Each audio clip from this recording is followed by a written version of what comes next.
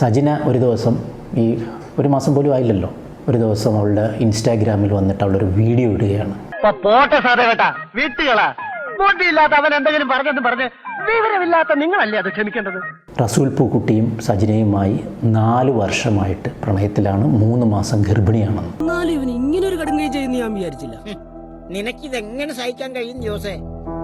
ജോസേ അങ്ങോട്ട് കൂടി കുറച്ച് മണിക്കൂർക്കുള്ളിൽ തന്നെ അവളുടെ അക്കൗണ്ടിൽ നിന്ന് അത് ഡിലീറ്റ് ചെയ്തു. അതെനിക്ക് വന്ന് റസൂൽ പൂക്കുട്ടിയുമായിട്ട് അപ്പോൾ ഇയാൾ തേച്ചിട്ട് പോകാനായിട്ടുള്ള എന്തോ പരിപാടി അതിനകത്ത് വന്നു കാണും. അപ്പോൾ ലോക്ക് ചെയ്യാൻ വേണ്ടിയാണ് സജിന വീഡിയോ ചെയ്തത്. ആര് പറഞ്ഞു? ഭഗവാനെ, ഇതെന്തൊരു ലോകം, എന്തൊരു നുണ.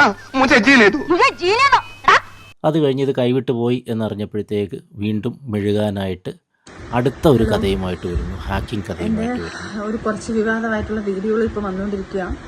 കുറേ ഫോട്ടോസും കാര്യങ്ങളൊക്കെ വെച്ചിട്ട് അക്കൗണ്ട് ഹാക്കായി പോയേക്കുമായിരുന്നു.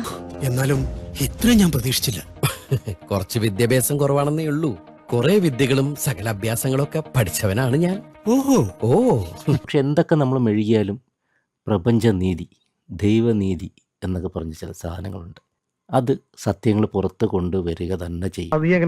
ഞാൻ മാത്രല്ല, ശംഖുമാമൻ അറിഞ്ഞു, പിന്നെ പലരും അറിഞ്ഞു വരുന്നു, അറിയാത്തവരൊക്കെ അറിയിച്ചോണ്ടിരിക്കുന്നു.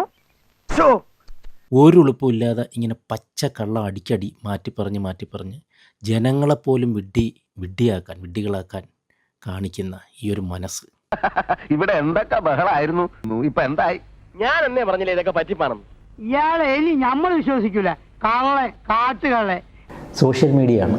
ഇവളുടെ വീഡിയോയും ഇവളും റസൂൽ പൂക്കുട്ടി ഹഗ് ചെയ്തിരിക്കുന്ന ഫോട്ടോ ഉൾപ്പെടെ മറ്റ് ചാനൽസ് എടുത്തിട്ട് അവർ അത് വാർത്തയാക്കി. ഇവളുമാരെയും കൂട്ടിച്ചേർത്ത് വെച്ച് ഇത്തിരി കൊള്ളിക്കരുതാഴ് പറഞ്ഞാല് അതാര് കേട്ടാലും അതങ്ങ് നമ്പും ഇല്ലേണ്ടൻ. അതേടോ, അവർക്കറിയാം സജിന വന്ന്, ഞങ്ങൾ സെപ്പറേറ്റ് ആയ സമയത്ത് സജിന വന്ന് ഡിവോഴ്സായി എന്ന് പറഞ്ഞിട്ട് 2 വർഷത്തിന് മുകളിലായിട്ടേ ഉള്ളൂ. അപ്പോൾ 4 വർഷം ആയി പ്രണയത്തിലാണ്, 3 മാസം ഗർഭിണി എന്ന് പറഞ്ഞപ്പം അവൾ ബാക്കിയുള്ളതൊന്നും ആലോചിച്ചില്ല. എന്ത് പറ്റിയടാ? ചായ നെറുകന്തലേ കയറി ബ്ലോക്ക് ആയതാ. അദ്ദേഹം വന്നിട്ട് എന്നെ വീണ്ടും വിളിച്ചിട്ട് ഞാനിപ്പോൾ ഒരു ലൈവ് ഇടാൻ പോവുകയാണ്. ഞാൻ പറയും, സജിന എന്നെ ഇതിലേക്ക് വലിച്ചഴക്കരുത്, ഇത് ഞാനുമായിട്ട് ഒരു കണക്ഷനും ഇല്ല, നീ ഇതിലേക്ക് എന്നെ വലിച്ചഴക്കരുത് എന്ന് പറഞ്ഞു. നിന്റെ ആസനത്തിൽ നീ തന്നെ സുണ്ണാമ്പ തേച്ചാ മതി, എന്റെ അടുത്ത് പറഞ്ഞു അന്തിമകനെ. സജിന അതൊന്നും കേൾക്കാതെ വന്നിട്ട് എൻ്റെ പേര് കൂടെ ചേർത്തിട്ട് എനിക്കും ഫിറോസിക്കാർക്കും ഇല്ലാത്ത എന്ത് പ്രശ്നമാണ് നാട്ടുകാർക്കുള്ളത് എന്ന് പറഞ്ഞിട്ട് റസൂൽ പൂക്കുട്ടിയെ ഗ്ലോറിഫൈ ചെയ്യുന്ന രീതിയിൽ അതിൽ സംസാരിച്ചു. ജീവിതത്തിൽ ആകെപ്പാട് ഒരു മാങ്ങയ്ക്ക് ഞാൻ കല്ലെറിഞ്ഞിട്ടുള്ളൂ. ആ കല്ല ഇത് എങ്ങനെയുണ്ട്?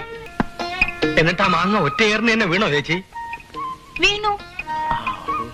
അതിന്റെ അന്തി ചിലപ്പോ ആ പണിക്കരുടെ വീട്ടിൽ തന്നെ കാണും. ശിവരാമന് വേണമെങ്കിൽ അത് വാങ്ങി മുളപ്പിക്കാം അല്ലേ?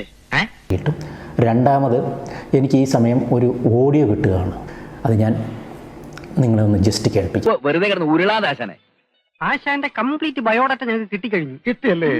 എത്രയും പെട്ടെന്ന് ഒരു ലീഗൽ സംഭവം എടുത്തിട്ട് ഇവനെതിരെ കേസ് ഫയൽ ചെയ്യാം. ഫിറോസിനെതിരെ. ഫിറോസിന്റെ കയ്യിലത്തെ ഏറ്റവും വലിയ ആയുധമാണ് നീ പ്രഗ്നന്റ് ആണെന്നുള്ളത്. ഓക്കെ, 2 മാസം കഴിഞ്ഞപ്പോ പോയി എന്നുള്ളത് സത്യം തന്നെയാണ്. ഒടുവിൽ കുറ്റസമ്മതം നടത്തി അല്ലേ?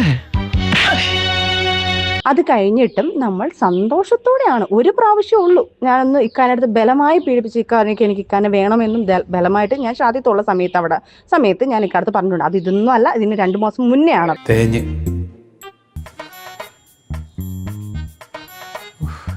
ഇതിനെ ഞാൻ ഇനി എങ്ങനെ ഒഴിവാക്കാനാ?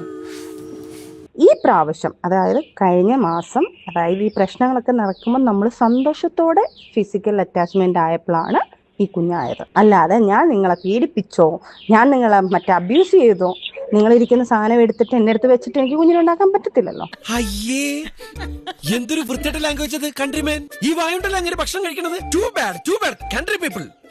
എന്ത് പറഞ്ഞോണ്ടിരിക്കുന്ന കാര്യമാണ്? എന്തോന്ന് ആണല്ലോ റസൂൽക്ക, നിങ്ങളെ വൈഫിന്റെ അടുത്ത് പറഞ്ഞേക്ക് പ്രഗ്നന്റ് കാര്യം പറഞ്ഞേ പറ്റത്തുള്ളൂ റസൂൽ.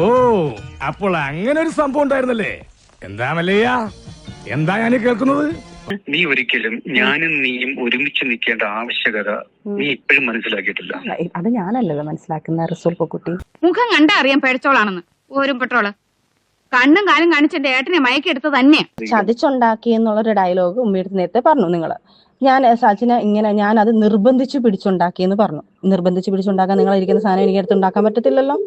ഏതായാലും പടച്ചോനാണ് ഒരു കാര്യം തീർച്ചയാ, നമ്മൾ വിചാരിച്ചോ നല്ല ഉള്ളി. നിങ്ങൾ എങ്ങനെ വിചാരിച്ചു? ഞാൻ വിചാരിച്ച നല്ലൊരു പെൺകുട്ടിയാണ്. ഓക്കാണ് മോനെ.